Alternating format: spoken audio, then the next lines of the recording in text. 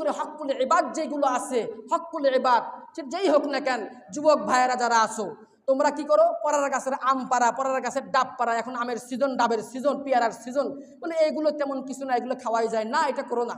তোমার বয়স হয়ে গেছে, তোমার আমুলনামা খোলা হয়ে গেছে, তুমি একজনের কাছ থেকে একটা আম পারবা, বলে কিছুই না, একটা আমই তো খাইছি না, ওই আমের হিসাব কাল কিয়ামতের ময়দানে তোমাকে দেওয়া লাগবে। চল, রাস্তা দিয়ে হাঁটতেছো, ধান খেতে একটা ধান টোকাইলা, একটা ধান কিচ্ছু কৃষক জানবে না, কেউ জানবে না। আমরা করি কিন্তু এরকম, কারো জমি দিয়ে যাচ্ছি, কারো খোলা দিয়ে যাচ্ছি, ধান লাড়িয়ে দিছে, খেরের পালা দিয়ে যাচ্ছি, একটা খ্যাট টান দিলাম, কথা বুঝেন, ওই খ্যাট তো সে গোছায় রাখছে, আপনি টান দিলেন কেন? হকুল ইবাদ নষ্ট করা। জমির থেকে, ধানের শীষ থেকে একটা ধানের দানাকে টুকায় নাও, একটা ধানের দানা। ধান টোকানোর অভ্যাস থাকে অনেকের, মুখের মধ্যে চাবাইতে চাবাইতে চলে গেল কুটুস কুটুস করে, আপনি কুটুস কুটুস করে গেলেন, কিন্তু এই কুটুস কুটুসের যে কি জ্বালা হবে, এটা কিয়ামতের ময়দানে বুঝে আসবে। মহতারাম হাজিরিন, তাহলে একটা